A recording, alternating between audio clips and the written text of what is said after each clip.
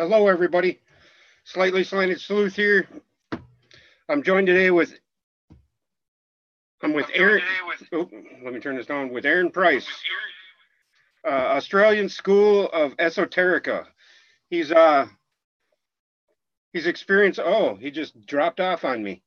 He's experiencing issues with his audio, so I don't know. I don't know what's going on, but hopefully he'll come back here. There he is. Hello. You gotta unmute yourself, bud. Hello? Yo, you there? Yeah, there you are. Sweet as. We're rolling. So what was it, your headphones that were messing you up or what? Yeah, and it booted me out. For some reason I had video before, but now I don't have any video now, so I'm not sure what's going on. Here, I'll check that out.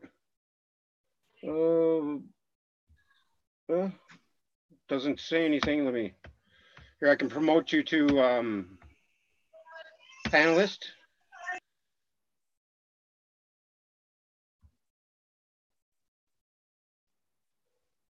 Sorry, guys. Technical difficulties as usual. There you go.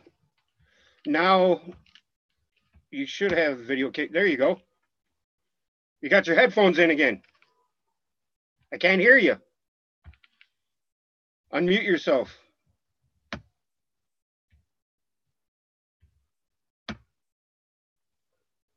the hell's going on? Yeah, you're co-host, so I just can't hear you.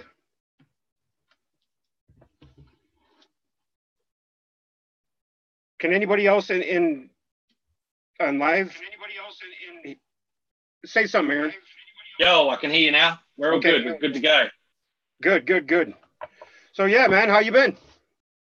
Good, brother. Yourself? Pretty good. Still breathing and farting. Can't complain, I guess. That's the shot, my man. That's the shot. How's the weather doing over there? It is improving. Thank God. It's good to hear. Yes. So any new developments on the astral plane that you can report? Probably not as far as me personally. No, probably no new developments. But if you want, we could run through the concept of the astral plane and all the other connected dimensions if you like today, and we can get a grasp if you want. Sure, whatever you want to talk about, brother. I'm here for you, man. I liked our conversation we had last time. It went pretty smooth, and there was a lot of information embedded in there. It's like you took your apple and shined her up for the teacher. Thanks, my man. Hopefully we can do that again today, eh? See how we go. Definitely. Just say hi to Miles in chat and Deborah Tucker and Azirs.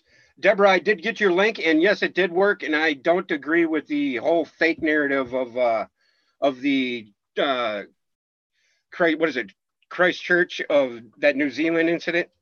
You know how everybody's trying to say that a bunch of mannequins were used and all that. Yeah, I've done a little bit of research into that. Yeah, so have I, and people died, I believe. You know, and I think it's more of it's to take our take our voice away from us. You know, because they're going to double down on the fake news narrative. You know, a bunch of people are jumping on that bandwagon of nobody died. You know, and that's exactly what Alex Jones was pulled off down under the premise of. You know. Yeah, absolutely. I think from looking into it, it looks like there's something a little bit suspect. It's exactly the same as what happened here in Australia. We had the massacre in Tasmania in the early 90s, and within a week they had taken our semi-automatic guns away from us. We haven't had them since. I do think that it is a better place without semi-automatic weapons, of course. I don't think weapons of a semi-automatic nature are really needed in self-defense and protecting your six. I think you can do the same with a rifle or a shotgun or a handgun. So, I mean, I think it's a good thing. But the narrative seems to be pretty similar. I mean, I've seen a lot of shit come out, like bullets disappearing in air, which is, that's something that's used to discredit, the truth organization or the conspiracy organization, with lack of belief of cinematography and photography. Like obviously the frame rate of There you go. the camera was too low to be able to pick up the bullets, A, flying through the air properly, and B, hitting the ground. You know, that was the first thing I thought when I saw a video that was outlining it. So, I mean, things like that are things that are placed in. If it is, you know, manufactured, they're placed in to make everyone look like dickheads. So, Did you see that video I posted today on that? Video shared from Max Egan? Yeah. I mean, what is that all about? Why didn't he shoot the red guy? You know what I mean? Yeah. See, I thought that was interesting as well, because that's been shown throughout a few false flags, showing that there's been handlers on site at specific points to activate the psyche. I mean, I know very well it could potentially be done based on, you know, all the research that's been done on the human mind and how to manipulate it. But, I mean, I stay pretty neutral, and I'm not going to jump on the bandwagon and say that it's all fake. There's a lot of evidence that shows, you know, that it could have been, you know, manifested. But I mean, we weren't there. We don't know the people. Correct. I mean, correct. Who knows? To say that we don't believe in it is sort of dismissing that people died, and exactly, you know, and that might not well be the case. So, you know, bless those poor souls that, you know, if someone did die, you know, bless their souls for having to go through that. It's crazy. Yeah, that is crazy. And, you know, I don't necessarily touch on these subjects, but I just figure, you know, I might as well just clear the air, because I don't ever put up, you know, that kind of video on my channel. I just wanted to share, you know, there's always more than what we could on YouTube could ever, you know, hope to even try to uncover, if, like you just said, we weren't there. So that's why I wanted to.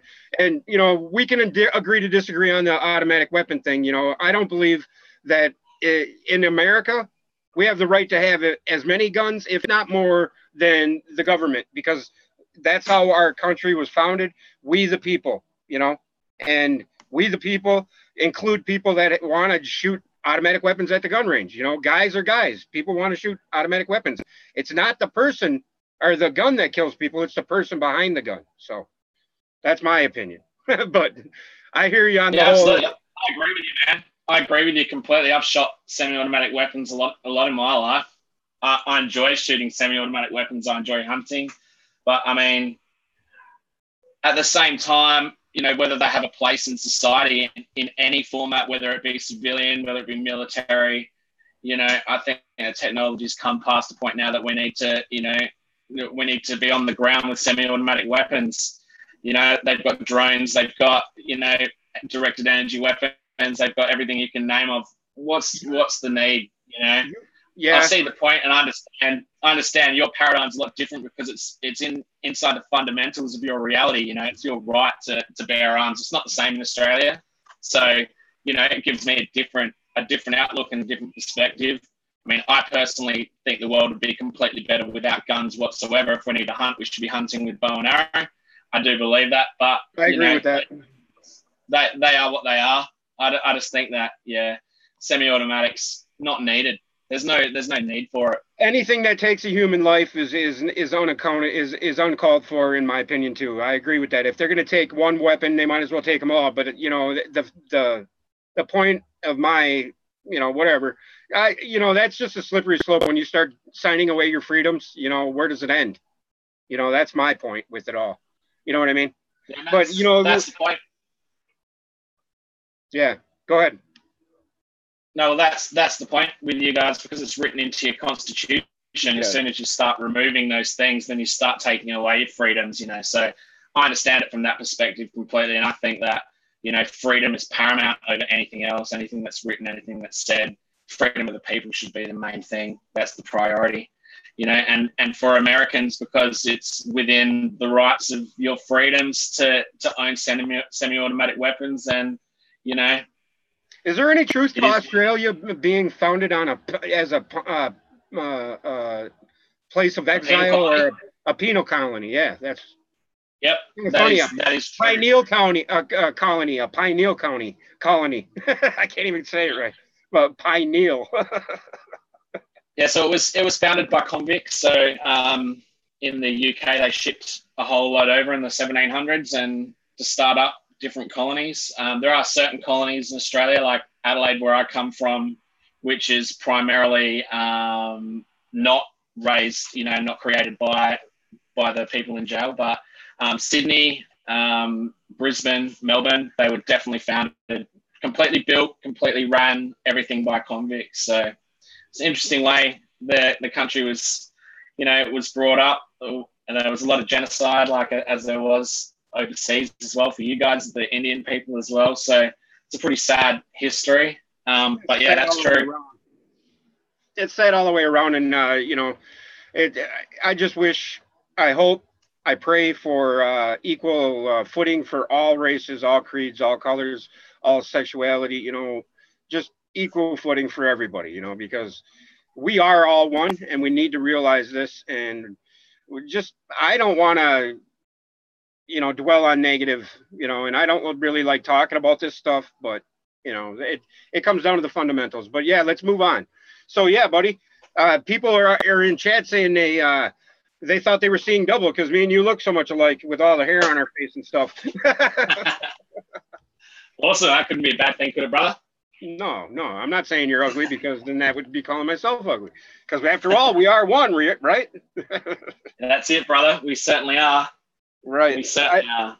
I've been doing some looking into the Gnostic texts, audiobooks, actually, because I don't have the books, and I hate reading online. But Epistis of Sophia, that's pretty interesting stuff, man. Pretty interesting. Have you ever looked into that stuff? Personally, I haven't read the Epistis of Sophia myself. I've looked at a lot of overviews of it on the internet over the years, because I'm a little bit interested in Gnostic texts. But yeah, I haven't read it. It will be in my list at some point. So what have you found about the Epistis? Right? Yeah, absolutely. Especially with Gnostic texts, there's tens of thousands of them. So it's hard to get around to all of them. I think I might have read 3 or 4. Definitely. My wife is cueing me for supper. I'm gonna have to tell her I can't eat right now. I'm partaking of the knowledge. So yeah, what did you have in mind, brother? Yeah, so I noticed there's a lot of misinformation and misconception about astral projection I see on the internet, especially in the new age of YouTube and all that. You see a lot of people talking shit about it, and there's a lot of whacked out theories about what it is. And, it's not as complicated as what people think, and it's not as hard to achieve as what people believe it is. It's all about preparation and understanding. So just wanted to clear a few things up and maybe give some people a concept of what astral projection actually is. Astral projection specifically is probably more my thing. I do dabble in lucid dreaming and that. But yeah, astral projection is definitely something I know something about. I've tried to create objects to construct with my mind in specific parts in my astral state. So that's something I'm developing to try and work on for my school, so that more than one person can have the same experience, so that we can start to make it more of an objective thing rather than subjective. Because I've noticed that is the main thing on the internet. There's all this information out there on leaving out of body experiences and all that, but all of it's pretty subjective. So I'd like to, at some point in my life, get a more objective understanding. I know Robert Monroe from the Institute of Astral Projection, he has done a great job. Mark Stavish from the Institute of Hermetic Studies has done a great job.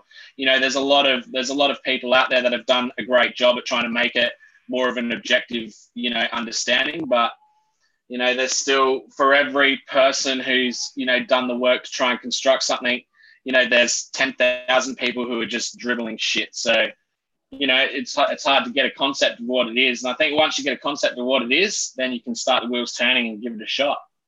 Yeah, the biggest misconception about that astral projection and whatnot is it's evil, or you're doing the devil's bidding, or you're going to open your soul up to demons, or all of that, right? Yeah, absolutely. And I think there would be potential that you could meet demons. Like I've met lower astral entities and stuff like that in my travels. But with an understanding and, with correct projection, there's no reason why you should encounter anything negative. And I think that's probably the biggest misconception is the fact that it is demonic or it's black magic or whatever. It's not. It's a functioning part of our, our body, which has multitudes of functions. It's great. It's great for developing consciousness, developing understanding. So I wouldn't say that it's negative whatsoever, my man. Right. And I think I might have done it once or twice, but I marked it down as a really lucid dream, I guess. I never really did it, wantingly, I guess. I did have an NDE, so I guess that's pretty similar, I guess, but absolutely.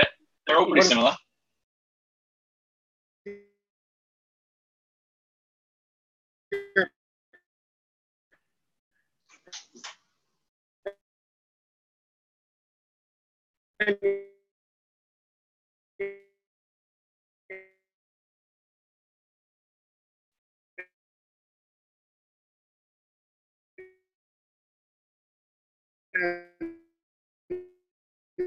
And hello.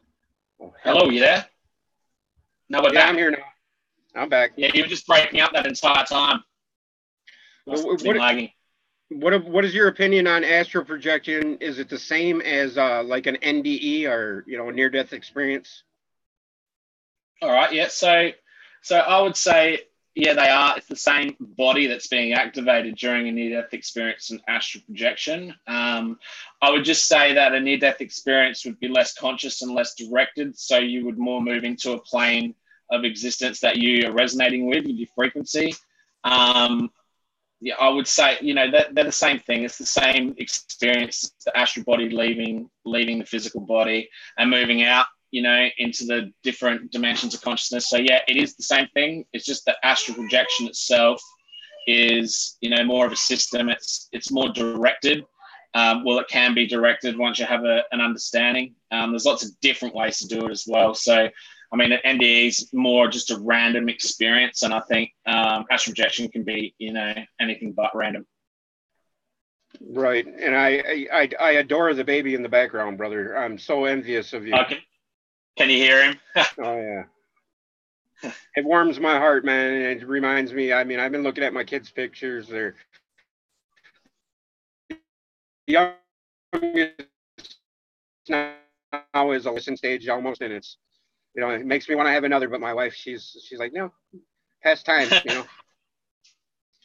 So yeah, it's a beautiful experience, man. I wouldn't trade it for the world. It's probably, it's probably the most awesome thing that I've ever experienced in my life. It only keeps getting better as he gets older. So loving it, man. It's awesome.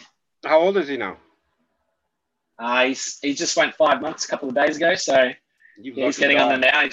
He's found his voice and everything else. So he's cruising, man. Love it. Hey, everybody in chat. Spartan, nice to see you here, brother. Max, remote view. What's up, Max? Rodney's here. Jerry Runk, the Runky Monkey.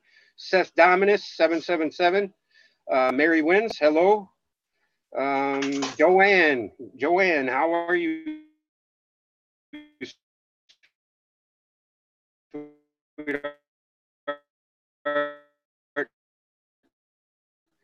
Planetary Protector, hello.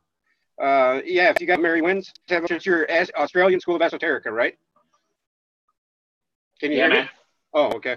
Yeah, and you're breaking up that bandwidth and shit. Really? Yeah. It's all right now, though. That just sucks. That just sucks. Good. But hello? Hey. Yeah, you go ahead and go into whatever you want to talk about. I'm going to go in the house real quick and kick anybody off my Wi-Fi, okay? No worries, man. All right, I'll be right back. Cool, brother. So, yeah, go ahead and talk. I'll be right back, brother. All right, so probably the first thing about astral projection is preparation. So making sure that you prepare a space, a time, definitely a state of mind for your experience would probably be the most fundamental thing of giving it a try. A lot of people fail because they fail to have a technique.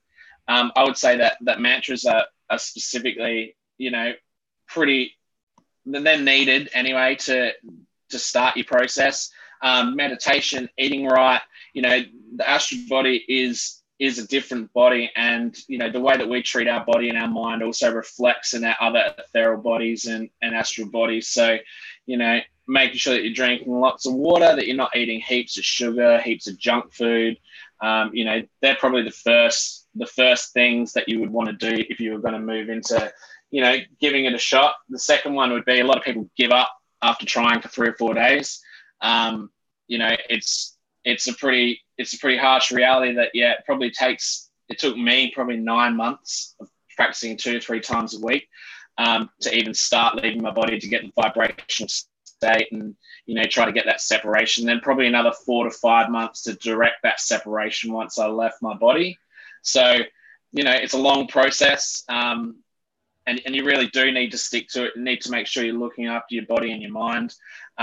If you can do it when you're not looking after your body and your mind, that's when you might run into an experience that you might not like. There's a lot of different entities, frequencies, emanations that are inside the different spheres of the astral plane. So, if you're not consciously directing yourself, then you can find that, you're probably more susceptible to meeting the dark aspects of your own psyche, or relevant aspects of the astral psyche, or what we would call entities. So that's probably the biggest thing. There's a lot of fear around meeting entities and stuff like that. I would say that doesn't exist if you try and get a good understanding of what you're doing. Second thing would be fear of death. So a lot of people have fear of death. It is a pretty overwhelming feeling when you get your astral body to separate from your physical body. There's a lot of things that go on underneath the surface that connects the astral body to the physical body that we don't understand. And that causes a lot of panic inside of your body. So that's where practice comes in. I think, once you get to that stage of vibration and leaving your body, 10 to 15 times, just sort of get over that fear. And a lot of people, once they get to that point where they can start to release, they get fearful pretty quickly because, they have a fear of death. And if you have big fears of death, logged inside of your psyche, they are going to absolutely play out as soon as your astral body separates. So, I mean, the biggest thing probably I would say is no fear whatsoever, to go in with an open mind. Know that there's no entity or emanation of energy that can harm you. Your soul will always return to your body, should your body be in a functional ability to be able to retrieve the soul. That's the only time that you may project out of your body and not be able to come back to your body, is that if your meat suit stops working properly. The soul will never return back to the body. So, for example, if you astral projected and you had a heart attack while you were astral projecting, depending on the condition of your body, when it was time for the soul to return, the soul may not return back to the body. But that would be the only time that I would say that there's any danger whatsoever of the separation between the physical body and the astral body. So hopefully we can get stuck into a few different ways today as well of preparing yourself for astral, getting your mantras right. A ritual is probably the best way to encourage the psyche to allow it to happen. A lot of people have misconceptions about rituals, but all they are is, it's a play basically to activate your psyche. So, yeah. Awesome, Aaron. Thank you very much. Sorry about that, guys. No, you're right. Seems like you're a lot clearer now. Good. Yeah, I had to put my kid in the headlock and tell him to get off the video game and all that. 15-year-old boy.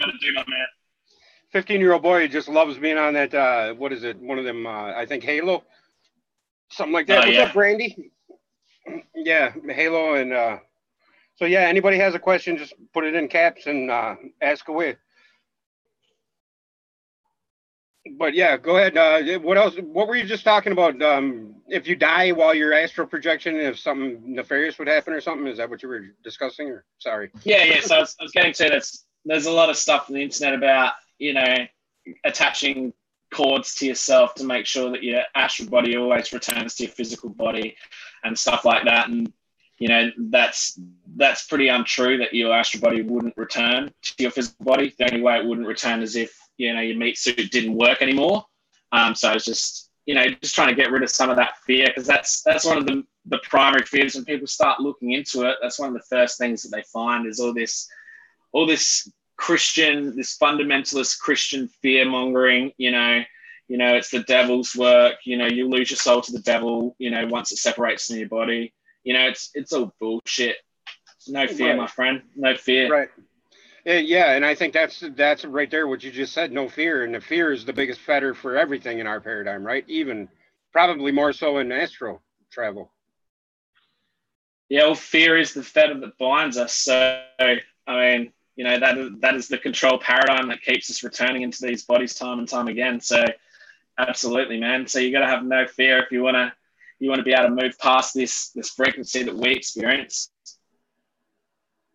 Right. And I had a question for you about, okay, in the Emerald Tablets, it talks about you can travel the spheres, the planets. You can go outside of the earthly realm for a period of half a day, 6 hours. Have you found that to be true? And what about the hounds of the barrier? What do you have an opinion on that? So yeah. Well, I've spoken to you about the hounds of the barrier before. So I've had an experience with the hounds of the barrier, which is when I tried to go outside of the universe and keep going past, because I did read some work on an astral projector about, they said that, once you move past the universe, you can move into the heavenly realm and then past that into the singularity. But you had to get past the hounds of the barrier first. And I thought that was interesting because obviously in the Emerald Tablets, it says you got to move in straight lines. You can't move in curves, because the hounds only move in straight lines. So, I mean, I looked into that and I did meet the hounds of the barrier, but actually only a few weeks ago, I came across the work of Mark Stavish, who is the founder of the Institute of Hermetics. And he was explaining that the hounds of the barrier are actually the lowest aspects of our psyche. They're like the guardians of our ideology. They're a judge and a jury, or, the archetype of the devil, say. So, I mean, I thought that was interesting. I think maybe I would, if I was to try it again, I would behave differently, because obviously as soon as I encountered the hounds of the barrier, I tried to outrun them outwards and I realized it wasn't working, so I headed backwards. So maybe that was based on my fear of reading Emerald Tablets, because I had, a fairly decent understanding of the Emerald Tablets before I'd even started astral projecting, so I was kind of aware. That's the other thing as well. Did I create that experience based on what I understood astral projecting to be? That's something that I'm pretty, that's why it's important that, get a group of people to work together so that we can make it an objective reality rather than subjective. Because I find, I've been doing astral projection for maybe, 10 to 12 years. And there's been a lot of things that I question, that I might have manifested with my mental projection rather than, leaving my astral body.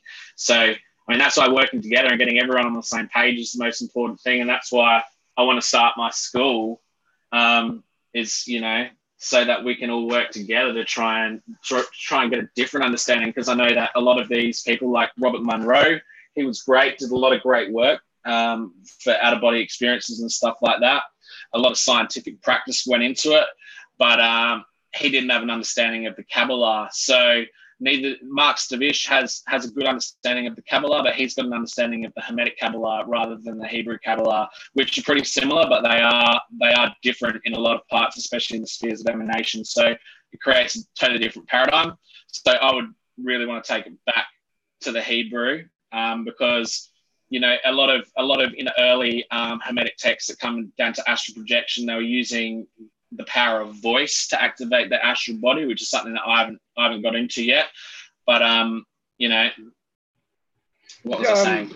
What's your opinion on the treble gates, the keepers of the treble gates? What did you experience that? Is that more of a frequency or a sound thing, you think, or what? I think so. I haven't encountered, the keepers of the treble gates. I don't know what the treble gates might represent. They could represent a lot of things. But yeah, I'm not entirely sure. I'm sure that someone has experienced it before, but honestly, I've got no idea how to even translate that, because the treble barrier could mean so many things. It could mean, the barrier of 3D existence into the 4D. It could mean the Father, Son, the Holy Spirit, like transcending that dualistic, etheric type nature. It could mean so many things. I haven't experienced it, so I couldn't help you, brother. I love that answer because, yeah, we're here to learn, and I guess conjecture wouldn't be really learning, would it? You can learn in a multitude of ways, my man. Doesn't matter how it comes. Oh, we know that, but I want to talk about things, and I'm glad that you answered it that way. Is what I'm saying, because. Yeah. Yeah. Well, that's the only way to answer it, because I've got no bloody idea what you were talking about. I love that. No bloody idea. I love that. Yeah. So, how do you think time fits into all of this? Well, time seems pretty consistent through the lower planes, especially because obviously there's a lot of different ways to astral project. And one of the fundamental ways is to ascend through the spheres of emanation, through the Sephiroth, through the tree of life. And I would say that definitely for the lower emanations, probably up to Tigreth, maybe even up to Dart, I think that time is connected all the way through those emanations. Definitely above that, I would say that there's no time there. But like I said to you, my meditation of meeting the Creator, I did experience time, some sort of time lapse all the way from where I am now to where I was there. So, I think getting an understanding of that is just to make sure that directing your consciousness in that sort of way to get that sort of perception. It's not really something that I've, tried to test out as such. I'd be more about the experience. But having said that, it's probably something I should do. Are you familiar with Dunlevel Melchizedek? Are you familiar with him? No, I'm not, actually. And my reason why I'm asking that is, have you tried placing your consciousness in your heart before you did it? Because there's a little space in your heart that surgeons say if they touch it with a scalpel, you die instantly. Heart surgeons, they've said this, and it's all across the medical journals. And there's a place in the heart that if you touch it with a scalpel, people die instantly, and there's no bringing back the person. So, but I think that's the center of our being. You know what I mean? Yeah, I think so too. I think that's probably where the soul resides, actually. But I haven't tried placing my consciousness into my heart while I've astral projected. I have done a lot of heart work through meditation, like unfolding my chakras back into my heart chakra, to try and activate the light body and stuff like that. I've done a lot of that sort of stuff. I've done a lot of things of placing my consciousness. But as far as doing that for astral projection, haven't done it. We'll try it. Yeah, I'd be curious to see what your result is. I'm still working on calming myself, and to be honest with you, I've only succeeded in calming myself down twice out of the 4 times I've tried it since I've talked to you last. And I don't know what it is, but it's like, the life, and you got to, like you said, I haven't set time aside, and that's what I really need to do, and set a schedule for it. And now I'm going back to work, so here's the treadmill again.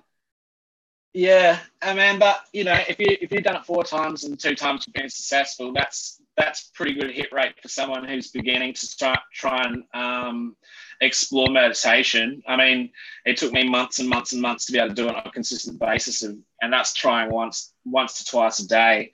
So I mean, it's not easy to do. We've got a lot of things that are going on inside of our mind and outside of our mind, which make it pretty hard to be able to still it. And I think that's what makes it so profound when we are able to still our mind, because there's so much of a different reality to what we experience now, because we're never still.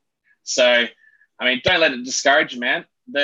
Just keep trying. Set away a time every day, 15 minutes minimum, and trying the same time every day. It works great for your subconscious to try and program it. I wouldn't be discouraged. Keep going. If you're able to still your mind twice out of 4, then you're going good guns, man. And you probably. Well, I don't know if I stilled my mind. That far away. I just stopped my chatter in my head. I guess that is still in your mind, I guess then, right? For me, that's pretty a pretty Abs- amazing feat because I'm always blah blah blah blah. yeah, man, absolutely. That is still in your mind. I think you can't use your consciousness to move, outside of the plane of our reality until you're able to still your mind, and because I would think of our reality and everything that we experience within it like they're sort of like tassels that are tasseled around us, and once we're able to still our mind, the tassels start to fall off and we can start to direct our consciousness into different ways. I just, that's why I see a lot of people who are, massively overweight, and have got blogs on doing astral projection and stuff like that on YouTube. I would call them out and say, I think you're talking shit because, in the state that your physical body is, your astral body isn't going to react well to separation. I'm sorry, and I'm sure that anyone that has an understanding of, hermetic visualization and astral projection for real would agree with that. Right, and I want to address. There was a couple of people in the comment sections the last video we did, and because they were offended with opinions that we've had, and I'm not saying that, I'm not trying to censor anybody, and I'm not saying that. What I'm saying is I appreciate you answering the comments and trying to find out what their problem is, and and how you can better your presentation and whatnot. But I mean, I'm only saying that because of what you just said, So yeah. I just don't want. Yeah, I hear you. And if I did offend anyone, I'm not sorry. It's my opinion. It's my opinion. I love that about you, brother. and you're entitled to your opinion, and I'm entitled to mine. Right. And I'm happy to talk civilly with anyone who has a different opinion. About where we can meet. That's and how we can. Because there's no need for conflict. There's absolutely no need for conflict. Right. People have differing opinions, and that's fine. People have differing ideologies, and that's fine. That is the cancer of our society, but it's still okay. And that, in the world we live, we're allowed to think different things. I'm allowed to have a view of God that's different to your view of God, and I'm allowed to have a view, of you that's different to someone else. I mean, I'm not sorry for what I say. If I cause... no, I wasn't. I didn't want it to go here either. I just wanted to thank you. No. For your communication with that person or the people that were offended by what you said. And then, I'll stick by you because that's why I got you on the show, is because I appreciate you and what you do. And you're more knowledgeable on this subject than I am. So, but yeah, your opinion, you're going to have different opinions than me, but we can agree that there's one truth, right? There's one solid truth, and that's God Almighty, the creator, correct? Yeah, absolutely. And the truth below that is the fact that we're both trying to find the truth.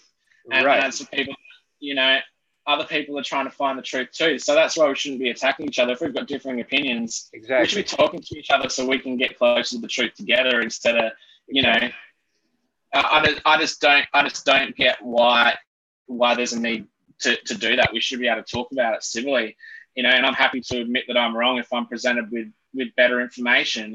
I'm always continually changing my perspective. I don't think the same as I thought a week ago or a month ago or a year ago, and nobody does. So, I mean, I can accept that, and that's why when I see people lash out, I want to understand why they need to lash out. We can talk about it civilly, and we can agree to disagree if we choose, or we can come to a better understanding together. It's, there's better options than causing conflict. Right. And you explained it eloquently the last time that people are a product of their environment, and their psyche is who they are because of what they've went through. So, if you step back from when somebody's lashing out, like you did the situation I'm talking about, what I'm talking about. They pretty much, belittled you and whatever, and you were cordial, and you stepped back and you seen it for what it was, and and I think that's the key, is we need to put ourselves in other people's shoes, even when we're attacked, right? I mean, when you have a better understanding, when you have a better understanding of your mind, then you can use it in this realm better, right? I mean, that's what you've mastered, I'm sure. Yeah, absolutely. I've by no means mastered it. I mean, that's probably one of the things that I need to work on the best is when my point of view gets conflicted by someone else, or if someone attacks me. And I think that's probably the thing that I struggle with the most, because I believe that I'm a good person, and unconsciously I believe, well, that if I think I'm a good person, then why should people attack me? And that's not a good point of view to have. You need to be able to understand why other people are attacking you. And I think that, I was saying to you last week that, everyone comes into our life, good or bad, for a reason, to teach you a lesson. And when I saw that comment, the first thing I thought to myself was, okay, well, this is a lesson about how I'm going to conduct myself, and what am I going to extract from this meeting that's going to help me stop myself reacting in situations like that. Because I think we all do. It's a defense mechanism. We all the first thing we do is jump down someone's throat and try and react. And I think that, that is essentially, the downfall of humanity, the fact that none of us step back to go, hey, what's going on with this person? And then once you can do that, you can truly understand, you can put yourself into their shoes, and you can go, okay, so if this was me, what would be the best way that I would receive this information? And the way that I like to, when I confront it, I found that if I can just say my piece, and if I stay true to saying my piece, then it's that person's choice whether they can choose to go, oh, hey, sorry, well, I was a dick, I probably should have handled it better, but I still disagree. Or they can choose to completely ignore it and keep going about their life in self-destruction. I mean, and that's the thing, you can't force anyone to do anything. You can't force anyone to think anything, and I'm not here to force anyone to think anything, Right. Everyone has a different opinion. Everyone has, I mean, as far as even astral projection, a lot of people who are experienced astral projectors would disagree with what I have to say, and that's fine, because a lot of it is subjective. I know the planes and realms are objective, but the experience is still always subjective. So, and I'm happy for people to disagree, and I'm happy for people to enlighten me, as to where I've gone wrong or whatever. It's just the way it should be. We should all just relax a little bit more and just, right, let it all flow. And you're probably of the same opinion that nobody can tell you anything that you won't find for yourself. You know what I mean by that? I mean, Seth Dominus just said in chat, a downfall of humanity is trusting people to tell us what is. The real sage figures out truth through inwardly searching the realms. And somebody else just said, Jesus said, I am the truth, the way, and the life. No man shall see the kingdom of heaven but through me. Now, that could be interpreted by people that have prescribed to the narrative of religion as a control construct, as nefarious in nature. But I think when in the Bible, when that is stated, the Jesus thing is a metaphor or an allegory as to the light, right? Or I don't want to take this down that road, but I mean that's exactly. You have the same opinion as Seth Dominus about and we find our truths from ourselves, right? I mean, yeah, I couldn't agree more. And I think we touched on it last week about how I think that humanity's been pushed in the collective of sharing their feelings and sharing the information rather than processing themselves and finding the truth within. And I think let's go see a psychologist, let's go see a therapist, let's do this, let's do that, let's talk to our friends. The truth is only in one place. The place that needs to be repaired is only within you. It's not without you. So why would you go outwards? And I think what he said was absolutely perfect. You couldn't say it any better yourself. The real mage is going to look for the truth. Not look for the truth through the lies. They're not going to worry about anybody else's information that they're presenting. They're going to try and find it all out for themselves. And that's what I've tried probably the last 4 to 5 years to pride myself on, is not to read 10,000 books. Read 1 or 2 and then go out and bloody do it. Right. Avery Cox asks, do you do it with a goal in mind, or is he just checking it out? Yes, obviously I've done heaps with goal in mind. That's, as you're developing your ability and you're getting serious about it, goals is what it's all about. Is about setting yourself something that you want to attain and being able to attain it. Otherwise, it's not more than the video game, really. I mean, the biggest thing is for someone who's into astral projection and trying to start it is they're continually trying to prove it to themselves that it does exist and what they're doing isn't, some sort of fantastical world. So I would say that there's always a certain approach that I have, whether it's, I use different colors, different sounds, different places, especially symbols. Symbols are a big thing, meditating on symbols, using mandalas, trying to unfold them with your mind while you go through your astral. There's plenty of things, there's plenty of different ways you can do it. And I would say that there's always some sort of objective that I'm trying to obtain. Because I mean, the period is so long from when you first try to attempt it to where you can actually physically leave your body, that it is continually a process of building that up and trying to attain the next step. And I think, at no point for anyone that can astral project would they just be doing it for fun. I think, I've had a few, like, say, sexual experiences from entities or whatever, or even through mental projection of my own mind into scenarios and stuff like that. There's some people who are experienced astral projectors who just enjoy the astral sex standpoint, and I would say that, well, that right there, that's an objective that they're trying to meet every time. So I wouldn't say that it's ever just, lackadaisical and you're just going and floating around to see what you can do. I think once you realize what your mind's capable of, you want to keep pushing it. So I don't think that they really go hand in hand. Right. And another question I have is, I forgot it now.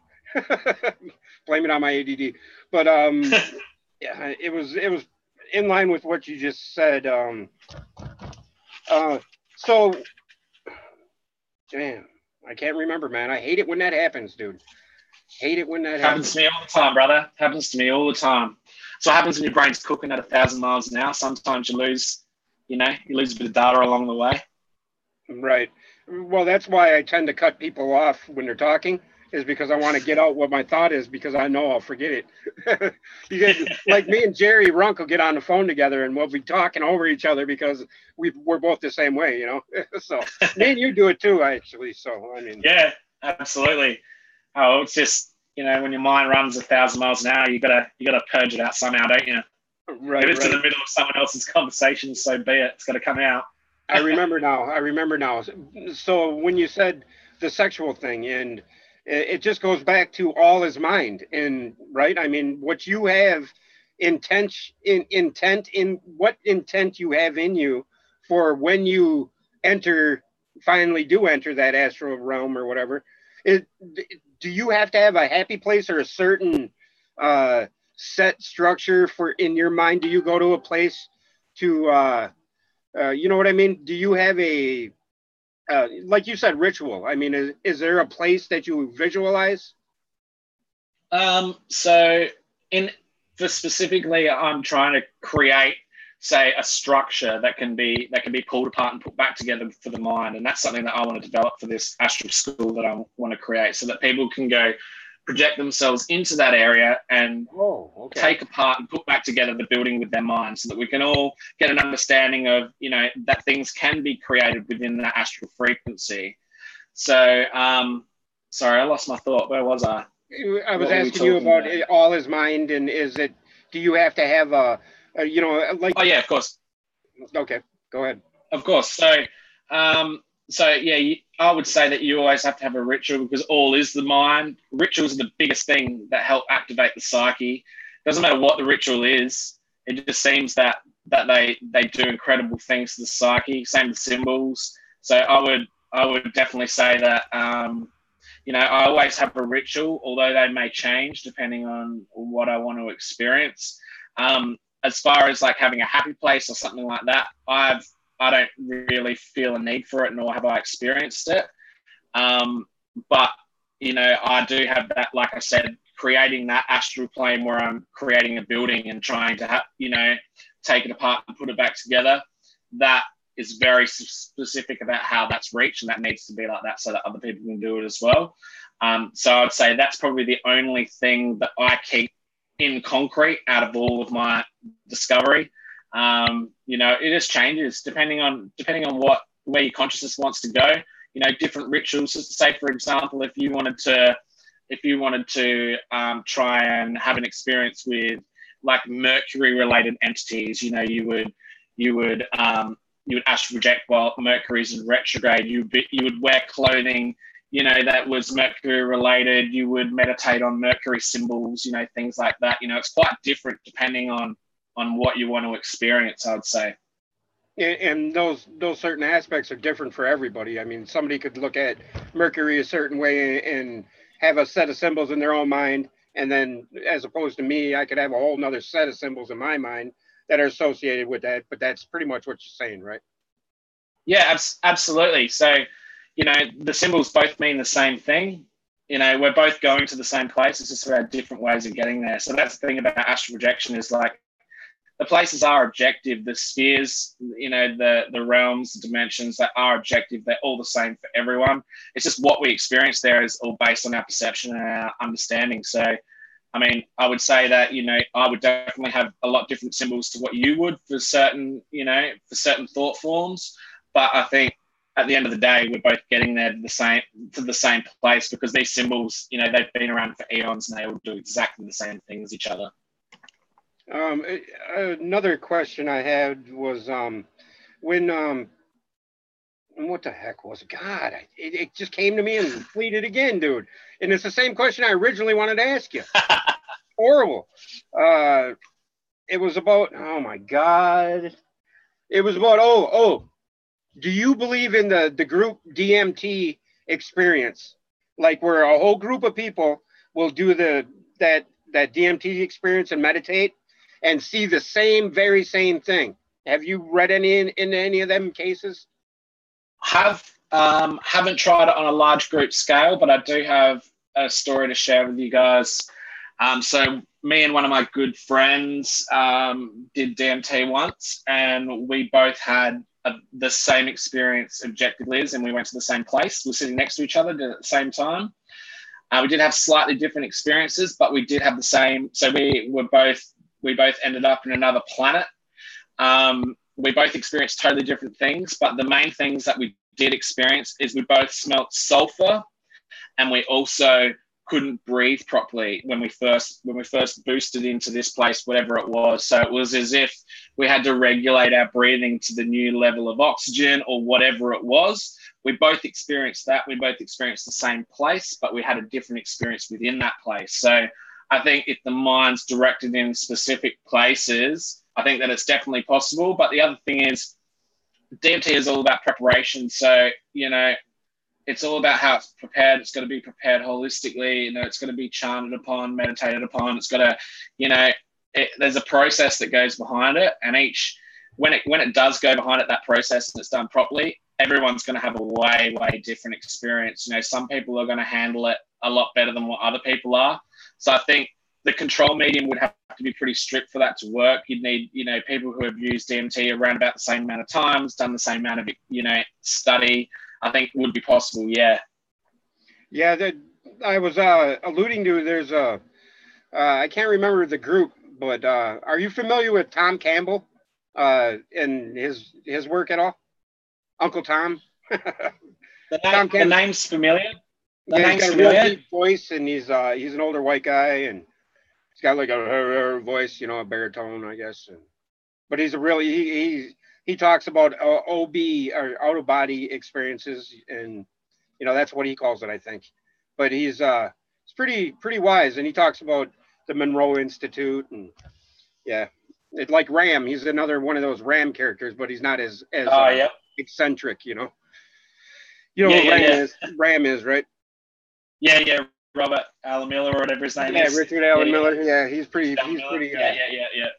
He's pretty excitable, that guy. He's pretty cool. Yeah, he's pretty excitable. I don't mind him though. He seems like he's pretty cool.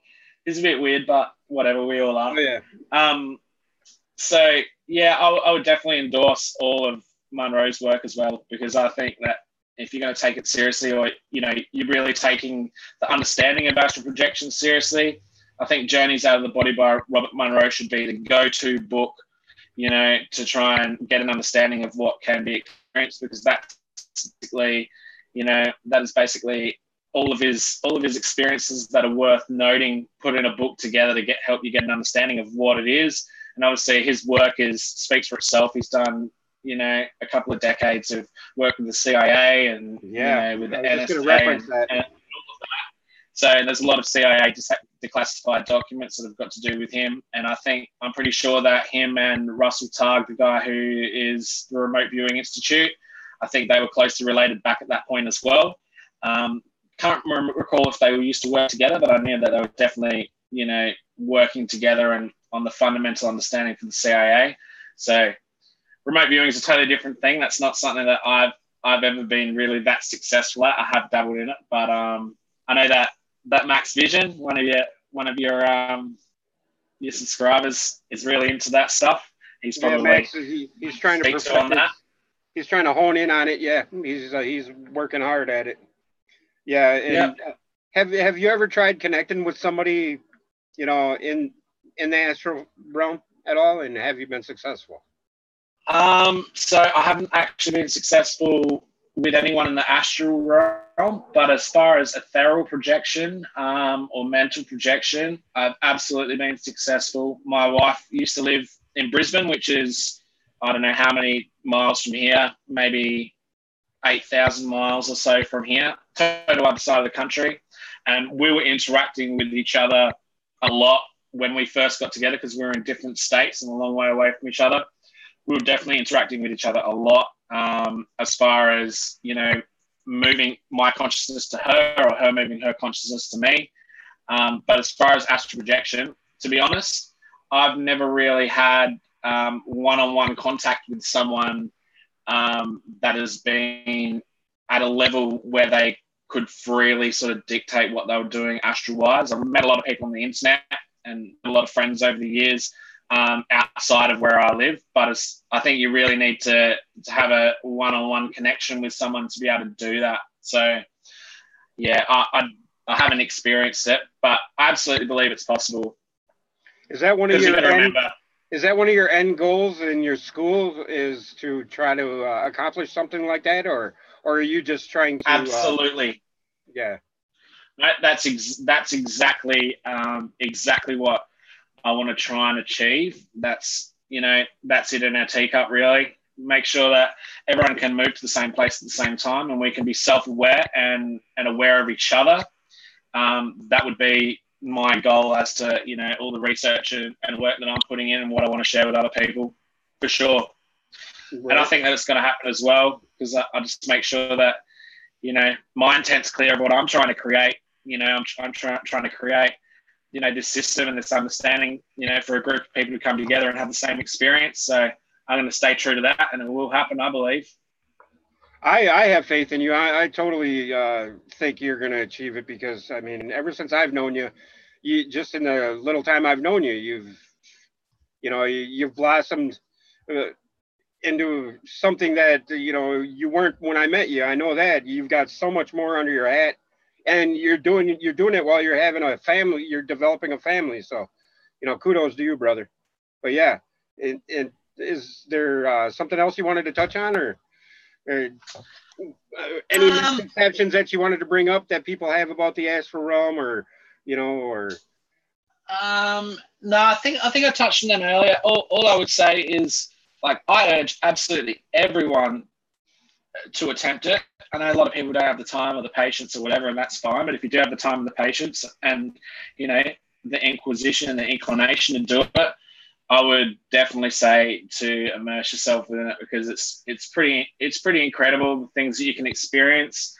And I mean, the astral realm would be, everything in this universe times a million. It's a lot more expansive. It's a lot bigger. There's a lot of different things to do.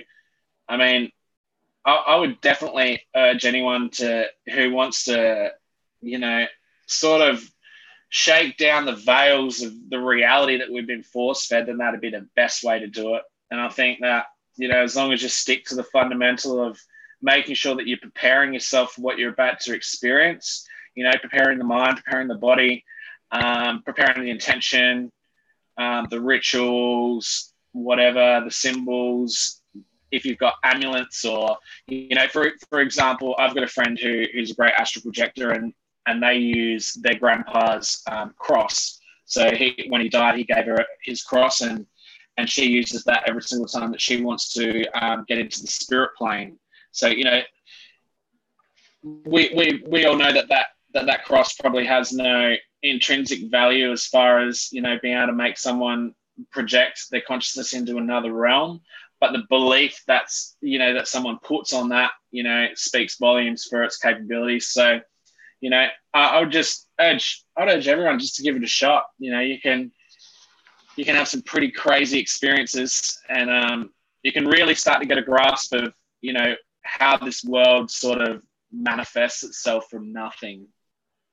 Hey, speaking of that, I've been really pondering on that whole feedback loop thing, and the the holographic nature of even the physicists today, the quantum physicists, or the theory, the theoretical and the scientific people are all pointing to the fact that our existence is a fractalization, or a holographic type existence. And what do you think do you think in the astral realm you could change reality as opposed to in your conscious, you know what I mean by that?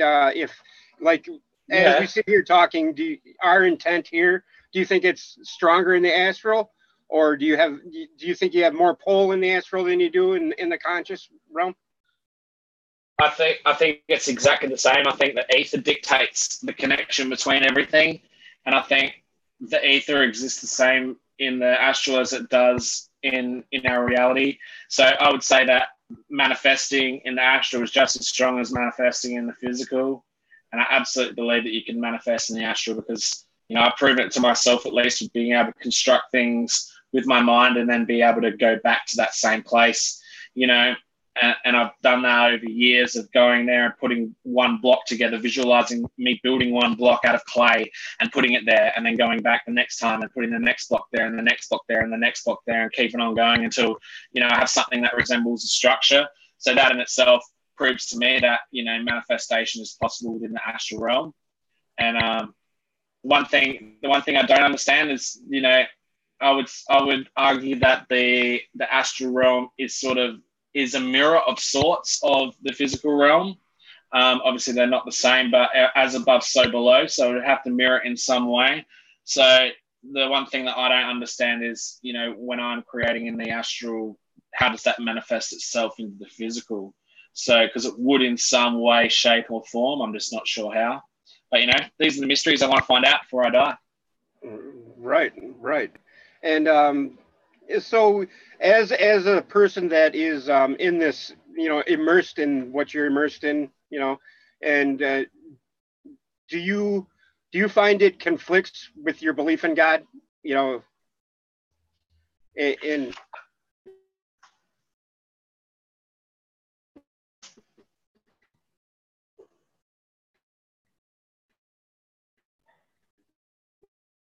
you know I mean by that? Hello, you there? You're back.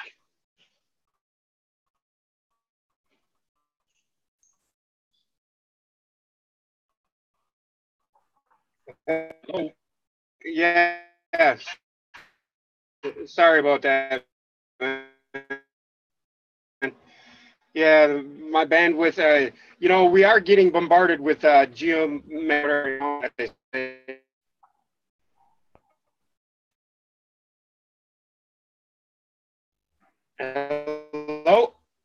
Hello, you there?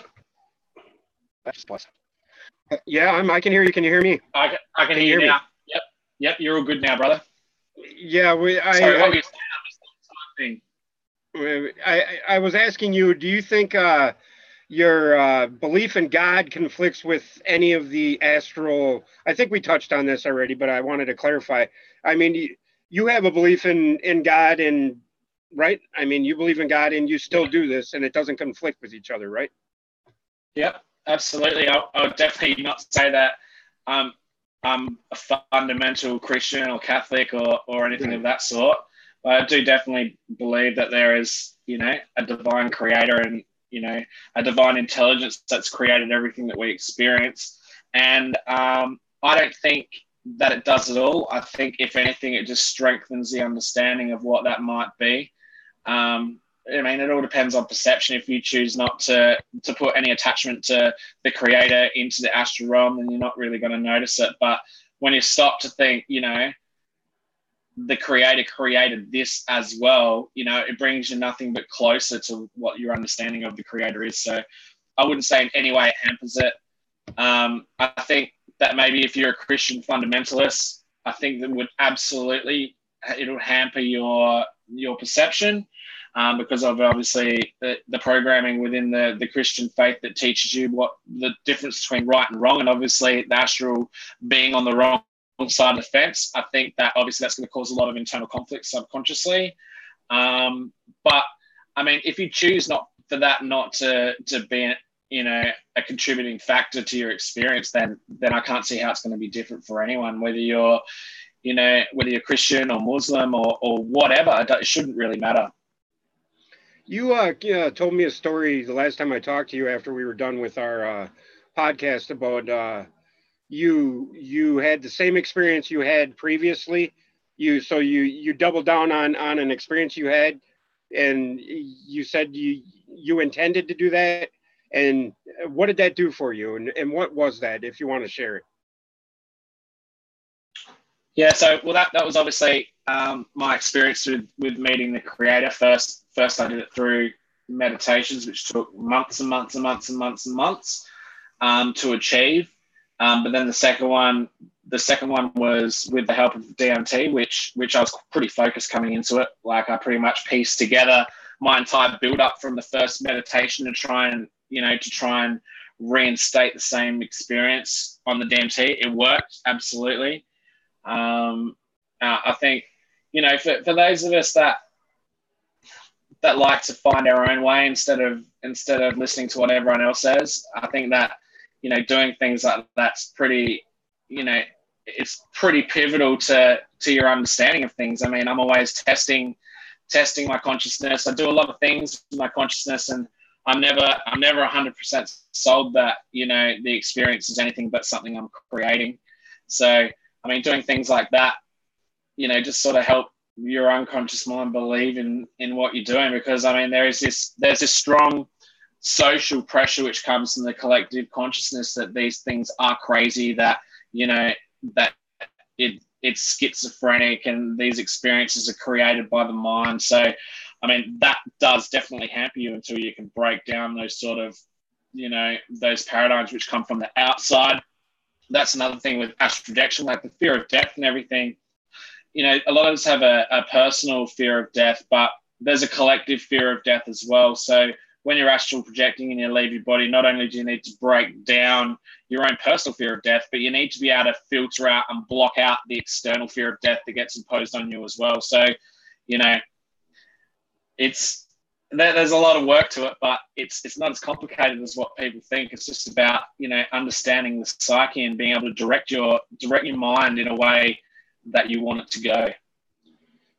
Beautiful, man. Yeah, that's pretty much from what I've read and what I've heard other people say, that that precisely is what um, brings you to the next level, is by not fearing it, and by understanding that you can't expect things, right? I mean, you can't what am I trying to get at? Somebody brought it up in chat here. Let me look it up here. So you can't have any perceptions. Free Press 666 says you can't have any perceptions of what you'll find in meditation. Conceptions, I think, or preceptions. Yeah, I guess. Yep. Would you agree with that? I mean, can you go into it?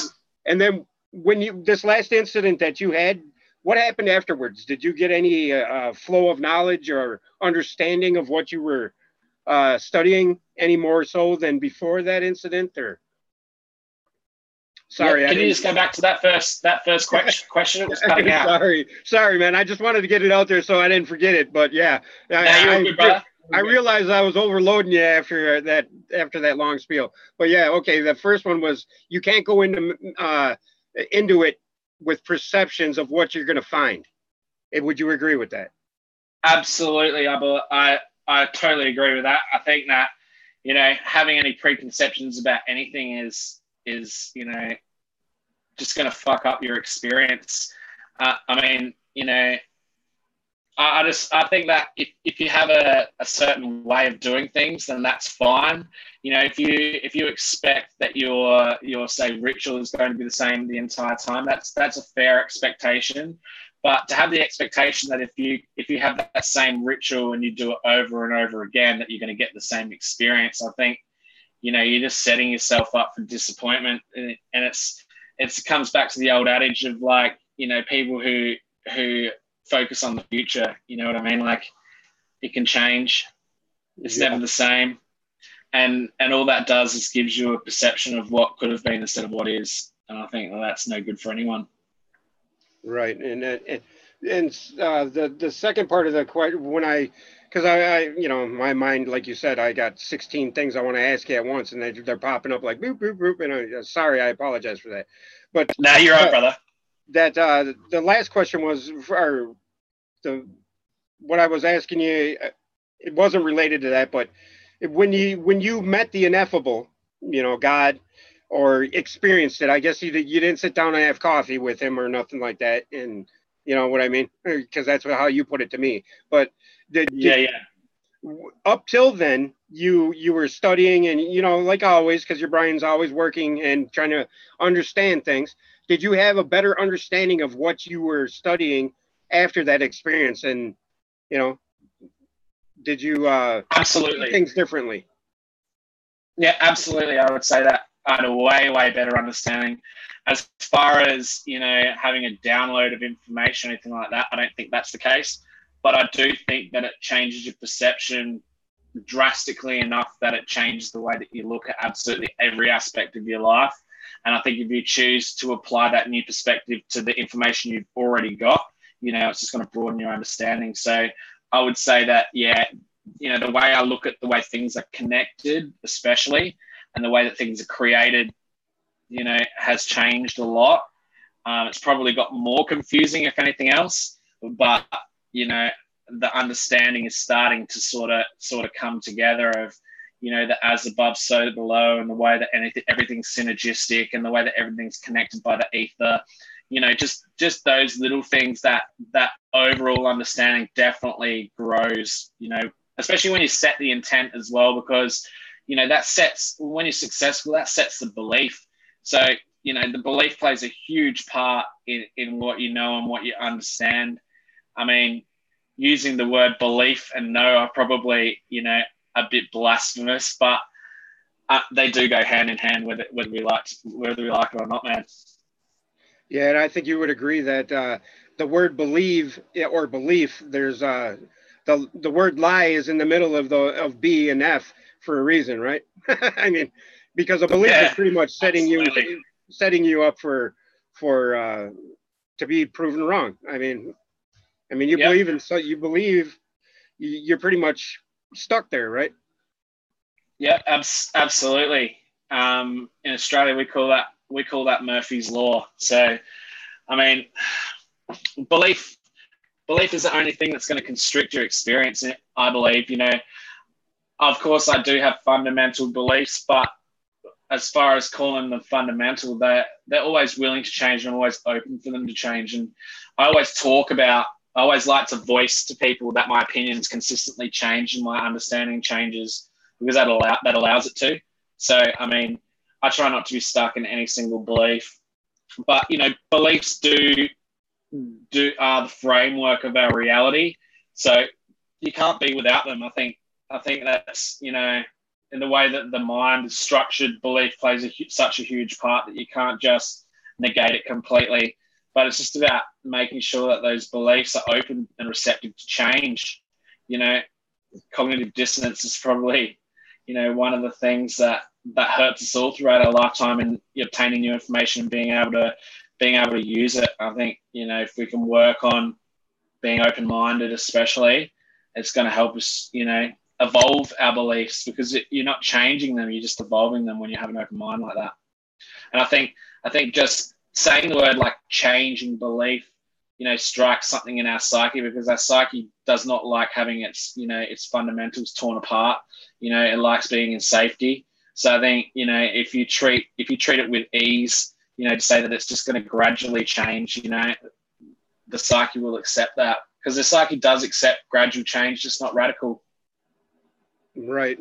Yeah, that's I think of the downfall of me anyway, or any human. I think anything that has to do with drastic change is like, you know, get away. You know, it's hard for you to handle. Brandy wanted to ask, so what's with dreaming and not remembering your dreams? Do you have an opinion about that? Do you remember all your dreams?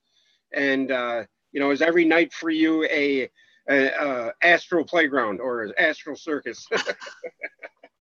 So the first thing would be, in my opinion, we don't remember our dreams for a reason.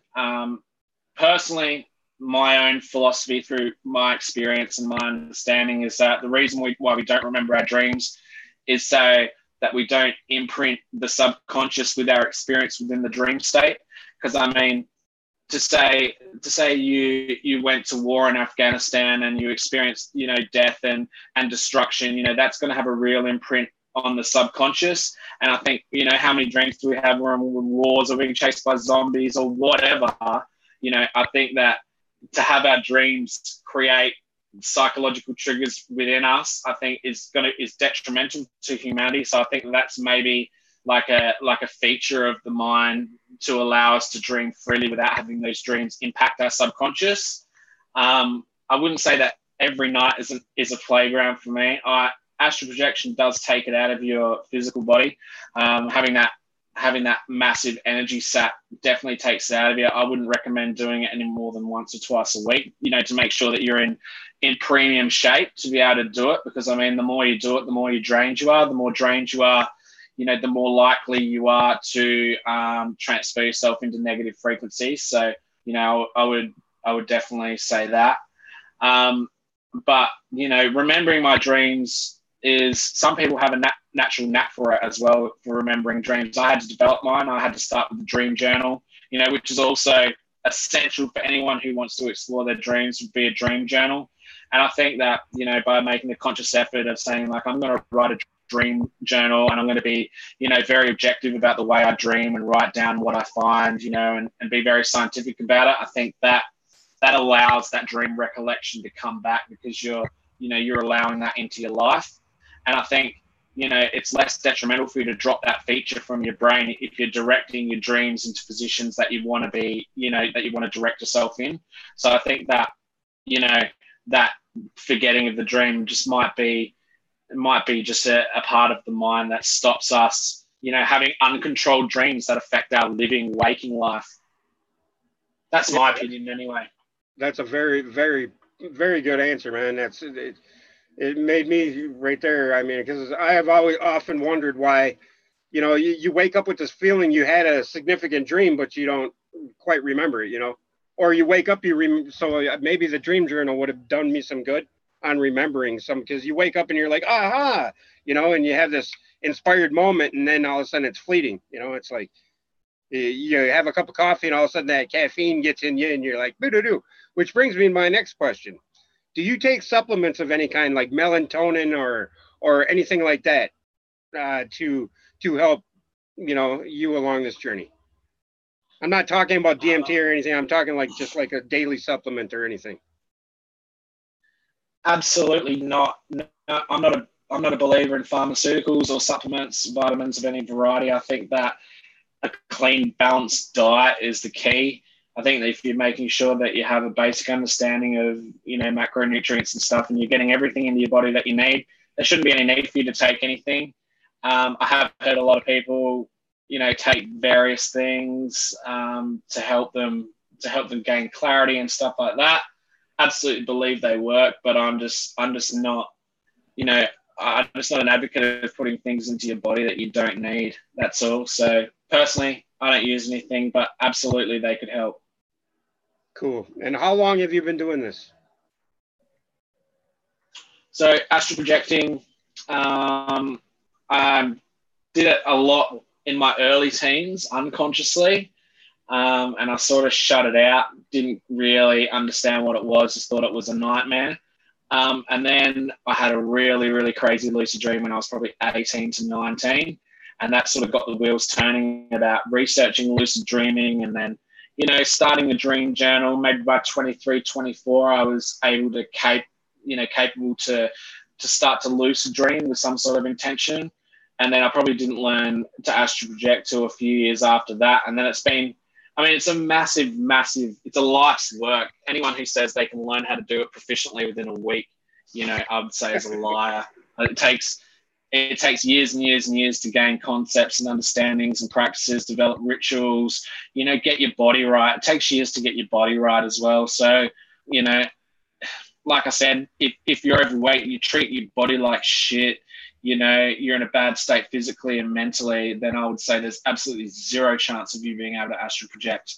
Not even a slight chance. I would say to be close to zero. You might be able to do it unconsciously, but to say that someone who abuses themselves and their body has the ability to consciously direct themselves, that in itself is rubbish. So, use your Is that what a yogi is? Is somebody that can just sit there conscious and not go to sleep and project right there on the spot? Is that the definition of a yogi? Yeah, I would definitely say that a yogi is someone who has that balance between, heart, body, mind, and is actually capable of, transmitting their consciousness, projecting their consciousness to anywhere that they choose to, because they're capable of understanding their own frequency and the frequency of the other things that are around them. So, I would say that yogis are the masters. I've read a lot of books from yogis and stuff like that about astral projection, especially in Tibetan Buddhism. It's a big thing in Tibetan Buddhism. So I would say that's exactly what they are. I'd say they are a dreaming machine. And I think that yogis, specifically, they sort of lose the veil between dreaming and waking. It means less to them being, alive and walking around, because they understand how much work is involved. And I think that that's also important, because balance is important throughout our entire life. And I think that, understanding your dreams and being able to develop your dreams is just as important as understanding your own mind in your waking life and trying to better yourself. It's exactly the same thing.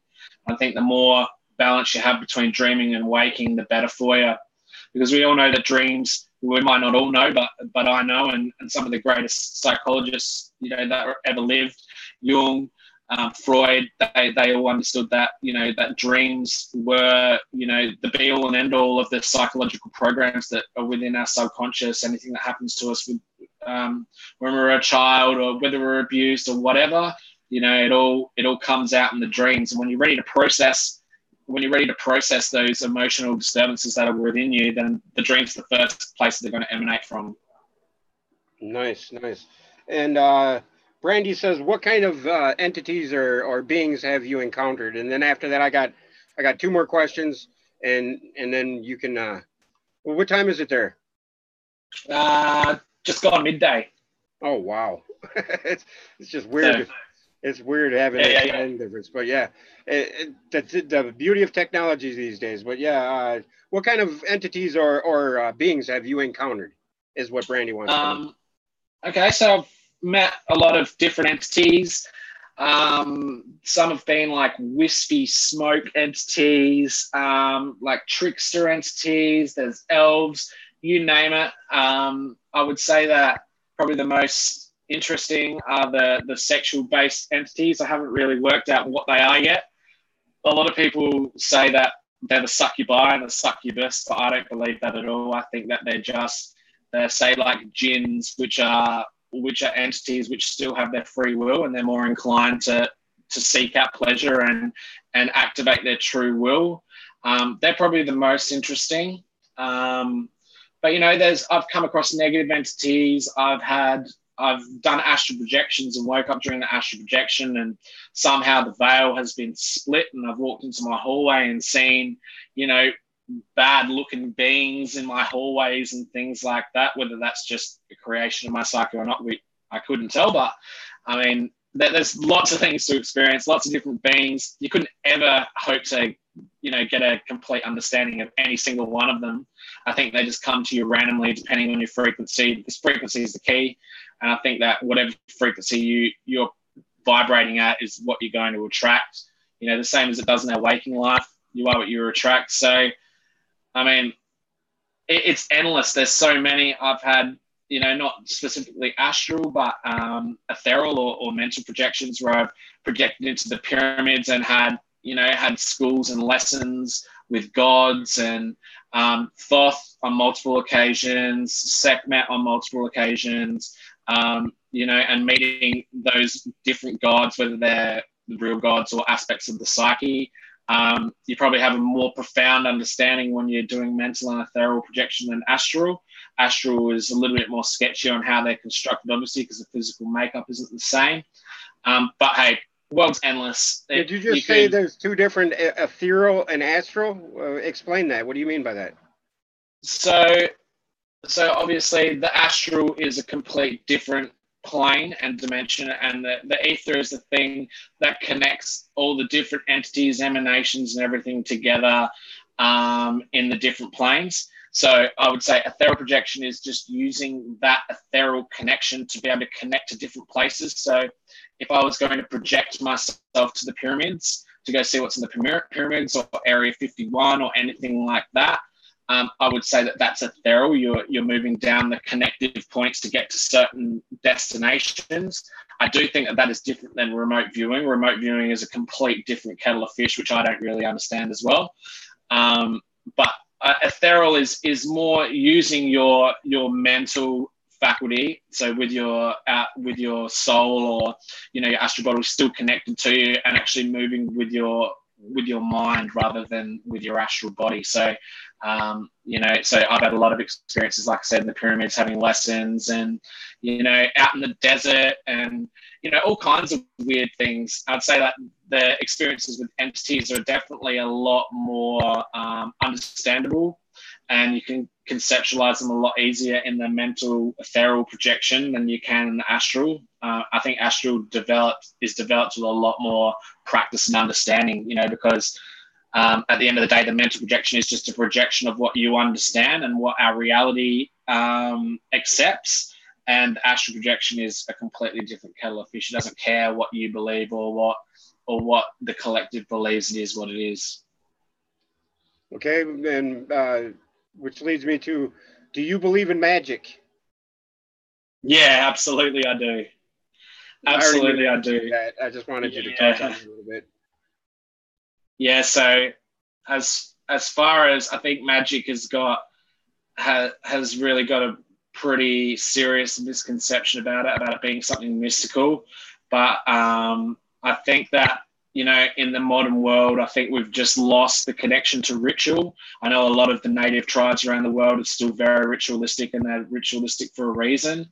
And I think that the modern system of magic, like Hermetic magic, whether you follow Crowley or the Golden Dawn or whatever it is, Rosicrucian, it's all the same. It's all about ritual. It's all about activating the psyche. It's all about activating multidimensional consciousness through symbols and things like that. It's very, very similar.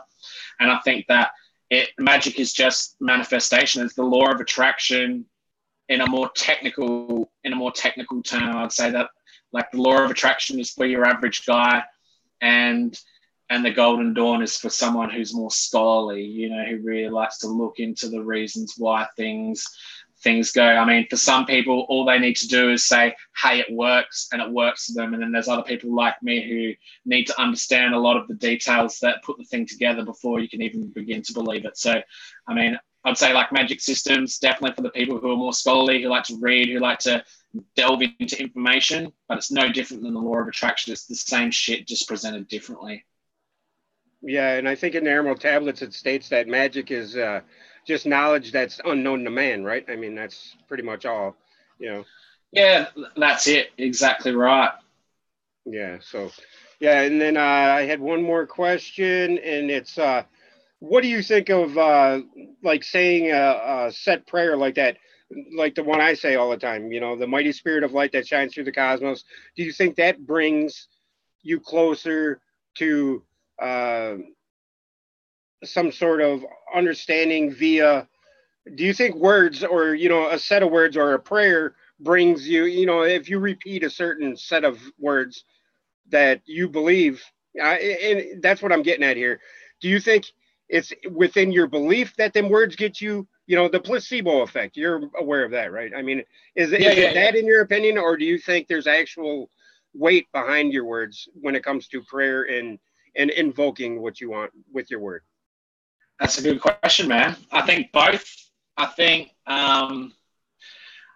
our personal belief is what helps us personally manifest whatever we want into reality. What we believe will work, what we believe won't work is actually what doesn't work and does work. But I also believe that certain words, certain phrases, certain mantras, certain songs, certain dances, they do activate specific parts of our consciousness. The same way that symbols do, you know, like you can look at a pentagram and, you know, for me as a hermeticist, I look at a pentagram and I see all the elements there, and I see the way that they emanate out into reality, whereas a Wiccan sees it slightly differently and a Christian sees it totally differently to that. But if one was to meditate on the pentagram, you know, you get a pretty similar outcome. So symbols do mean differently subjectively to us, but they do also have objective meanings. And I think it's really what you set your mind to do. If you set your mind to do something based on your beliefs, and that's what it's going to be. And if you set your mind, you know, to tap into the ancient understanding, you know, that's within us, then that's exactly what you're going to do. I do think they may play against each other and interact with each other, personal belief and you know, collective belief. But I do still think you need to choose between the two. Yeah, and that's you said something about the desert. Have you ever contemplated, you know the Great Pymander, right? Yeah, Hermes and mate. the Great Pymander. Do you think that was an astral experience, or do you think that's another one of those allegorical tales to tell us that, you know, what's your opinion on that? So in the Divine Pymander, I think that it is both things. I think the Divine Pymander is obviously an outlay of Hermes' consciousness at that point in time, with him outlining his thoughts on the paper. You know, I do really think that a lot of it is astral, and there's actually for the Institute of Hermetic Studies, Mark Stavish's Get Up, they use some of Hermes's words from the Divine Pymander to activate their astral bodies as well. So if you give me a moment, I should be able to find it. I do have the exact one from the Divine Pymander. Just give me 1 second, my man. Take your time. Beastie Boys, listen, y'all. It's sabotage. People are chiming in with the desert is the polar opposite of the ocean. Needs more water fountains. Okay. Yeah, but hey, Paul from Newcastle, how are you, buddy? I'm glad you could join us. Mary Wins is still in the house. Mr. Menza, I don't know if I said hi to you. Hello. But yeah. So this is something that needs to be pondered on. So in Hermetic philosophy, especially when it comes down to the Kabbalah, this is one of the main things that needs to be pondered on. So this is an excerpt from the Emerald Tablet of Hermes. It says, "True without error, certain and most true. That is which is above is that which is below, and that which is below is that which is above. For performing the miracle of the one thing, and as all things were from one, by the mediation of the one, so that all things arose from this one by adaptation. The father of it is the sun, the mother of it is the moon, and the wind carries in its belly. The nurse thereof is the earth. This is the father of all perfection, of consummation of the whole world. The power of it is integral, if it be turned into earth. Thou shalt not separate, or thou shalt separate the earth and the fire, the subtle from the gross, the gently with such wisdom. It ascends from earth to heaven and ascends to earth, and receives strength of the superiors and of the inferiors, so thou has the glory of the whole world. Therefore, let all obscurity flee before thee. This is the strong fortitude of all fortitudes, overcoming every subtle and penetrating every solid thing. So the world was created. Hence were all wonderful adaptations, which is of the manner. Therefore I am called thrice great Hermes, have 3 parts of this philosophy and the whole world. That which I have written is consummated concerning the operation of the sun. So basically that's outlining right there, is that everything has a dualistic nature. You need to be able to understand the dualistic nature of everything and bring those things together and work out how they integrate. And then once you do that, you need to tear apart the ideology of how you understand the world and start to build an ideology of how things actually work. Not how you believe they work, but how they actually work. And then once you can do that, then the world, of the outer realms, the outer emanations are free for you to explore and free for you to interact with. So, that's one of the fundamental things that in Hermetics that, you need to ponder upon. So to get you that understanding of, once you're able to take things apart and put them back together, and then take yourself apart and put yourself back together, then you unlock the keys, to be able to travel outside of your body. Yeah, that's an alchemist way of looking at the world, and exactly what, it's weird because earlier while you were just reading that, I was thinking about what you said. You said something exactly I've heard Phil say over and over again about the clay, making bricks to give something structure, and that's the 5 that, of the pyramid. The 5th element is when you become the diamond, in the field of clay. I mean, and that's by giving something, I don't know, measure, and, that whole concept of you need clay to make bricks to build a pyramid to get it flat, and then it becomes a diamond, all that. And it's exactly, that's what I was thinking about. You said that earlier without even, I don't think you even were on that topic, but when you were building your school, as you said, you're building your school in that structure. And that's exactly, it's exactly what it's about. It's just amazing that, you say things that I've heard from other people, and, you've been consistent on that too. And I applaud you for that, man, because you're like a dog on a pork chop. And, that's what we need, is more people like you, man, because, without fortitude and stick-to-itiveness, I guess I can make up my own word there. we're lost, and we're lost anyway, but whatever. It's fun being lost with you. Thanks, brother. And likewise. And what I like to say about the clay as well is, that's written through so many of the creation stories that man was created with clay through the Enuma Elish and just about everything. So that's why I thought that I would use clay to build. And, the one thing that I've always kept in the back of my mind is, once I've completed that structure to a level of my satisfaction, when I reach the goal that I reach, could I potentially animate that? Could I potentially give that consciousness? And that's something else that I want to definitely get into once it's reached its role of completion. It's like saying, I've created this man who's just a pair of legs and a torso, and I give him consciousness and he works. It's not going to be the case. You need to complete the man first before you can give the consciousness. So that's something that I've kept in the back of my mind as well, is, if I create this building of sorts, can I give it its own consciousness, and can it move around freely and be its own entity? Based on all the creation stories, yes, it can. I don't particularly believe the creation stories. I think they're all implanted in to give us a false understanding of our history. But at the same time, that if there is a way to create, we're created. And if we're truly made in God's image, like all the books say, then there's no reason why with intent I shouldn't be able to implant consciousness into this thing and make it move. Right. I think the creation stories are just different. They're amazingly all pretty much the same. Where the one, it starts with the one divided by into two. The waters and whatnot. And what? Okay, my last question. I promise. What is your opinion on the waters? What do you think the waters? In all these creation myths or stories are. What do you think the water is referring to? When they refer, what do you think they're referring to when they say water? Well, so from my understanding, from a Hermetic understanding, I always see fire as the creative emanation and water as the destructive emanation. I know that a lot of people are going to see that differently. So I mean, when I hear about the waters, I would think about the feminine or destructive aspect. And in no way being sexist, saying that I don't want to offend anyone, but as far as Hermetic ideology goes, the feminine is the destructive and the masculine is the creative, and that's the same in the Kabbalah as well. So, I mean,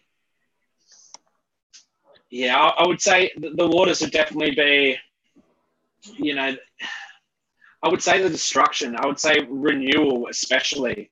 Like things get washed away, and out of that, becomes life. I think fire as well, when you look at it from a polar standpoint, fire is instantaneous creation. Water is slow creation as well. So, I mean, it could mean multiple things, but from a Hermetic standpoint, I would definitely say that the water represents, destruction, or even recreation, like wiping the slate clean to begin again.